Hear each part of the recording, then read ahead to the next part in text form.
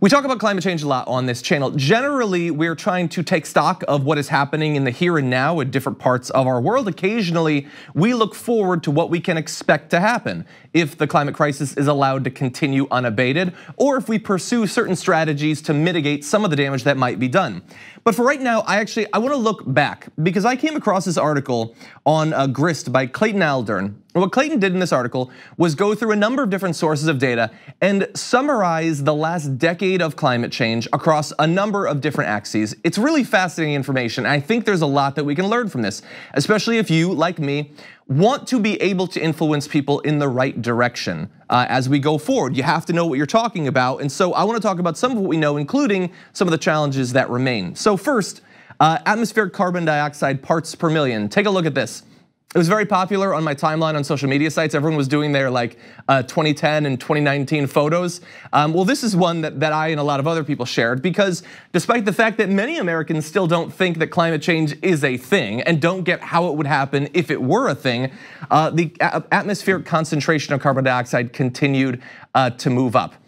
And some of the limits that we would have expected decades ago that the Earth would never reach, that we have not seen on Earth since before humans were a species, are now the lows on any given year, and it continues to move up. And according to the best scientists' predictions, we are getting very close, in about 10 years of advancement in that, to a point where we will not be able to stop more than 1.5 degrees Celsius of overall average warming around the world. So that's a reminder of the threat that we face. A reminder of the damage being done right now, though, comes in this next chart. So take a look at this.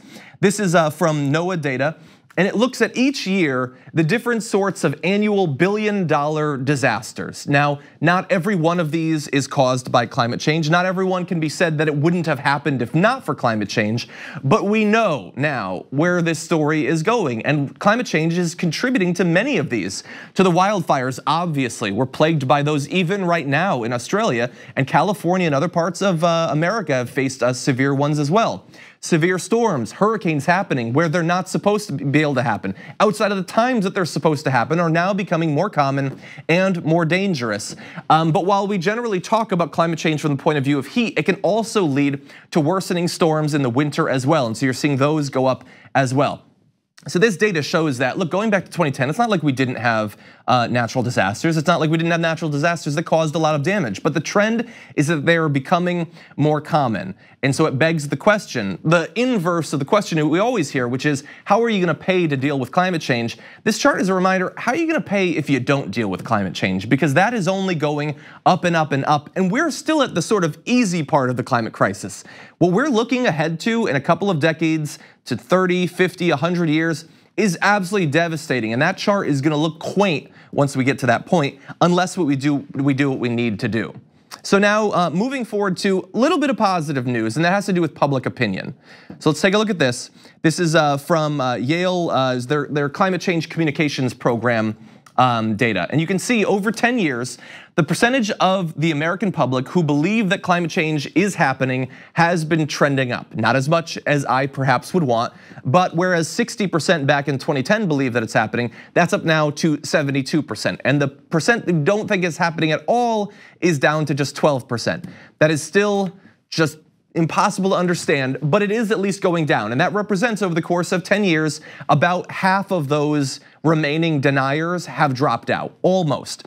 But let's go back to that because we also have to deal with, okay, you think it's happening. That's the first obstacle. The second obstacle is, do you believe that it is humans that are causing it? And that shows that, yes, again, we're moving in the right direction, but not quite as fast and not reaching the same levels, because 1 out of 3 Americans still think that we're not causing it, that it's just like solar flares or natural cycles of variation or Thor's breath, I don't know. They think something other than the fact that humanity has covered the globe and is emitting carbon in virtually everything we do at levels the Earth has never seen before.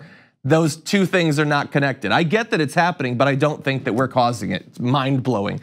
But even there, the majority of Americans agree that it's happening and that we're causing it. The third tier, we don't have data on this right now, is do you believe that it's happening? Do you believe that we're causing it? Do you believe that we can stop it from happening? And that is really a question of political and economic will. And I believe that that is now where we've gotten to in terms of that's where we're fighting our battle. Most people, the people who are going to accept the science, they now do. The people who get that we're causing it, the vast majority of those now get it. Now it's, are we going to do what we need to do to the extent we need to do it and in the time that we have remaining? And so that's what we're fighting. And we should be glad that we've gotten to that point, but that is still a titanic fight that we're gonna have to have. And now we talk about what that fight is going to look like, because we have overall public opinion, and now we have that through the lens of partisanship. Let's take a look at this.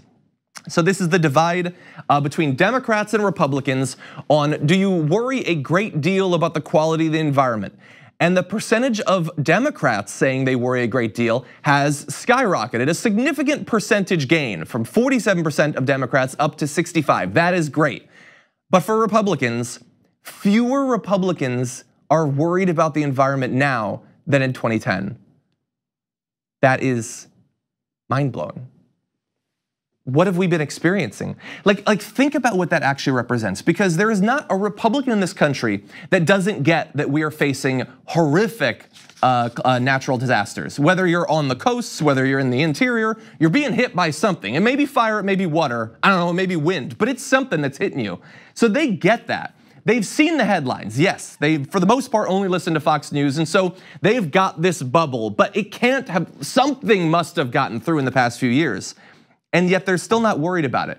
What sort of bizarre, like self-sacrificing fatalism is that? That you see what's going on in the US, you see what's going on around the world, but who really worries about that stuff? I mean, that is insane. And that, look, I'm not saying that we can turn around all those people, but we gotta get some of those people, unfortunately, because it's not just that we have to pull over some of the Republicans. There are still quite a few elected Democrats that don't get it on climate change. And so as we go into 2020, we have a great opportunity now, not just to take back power in some abstract sense, but to take it back for a reason, for the reason, which is to deal with this climate crisis. And we're not already through the primaries, on the presidential side, but also perhaps more importantly on the congressional side. We can't just win in a partisan sense in 2020. We have to win now so that we have the right candidates when we win in the later part of this year. So engage in those fights now, because this battle, like, it's difficult for any one individual person to make a big difference, although Greta shows that that's even possible too. We have to choose the right people, and that's where your vote and your voice really counts. For more political news breakdowns, interviews, stories of activism, and me trying my hardest to care about the occasional big celebrity news story, subscribe to our YouTube channel at youtube.com/thedamagereport. And you can ring the bell wherever it is so you don't miss anything.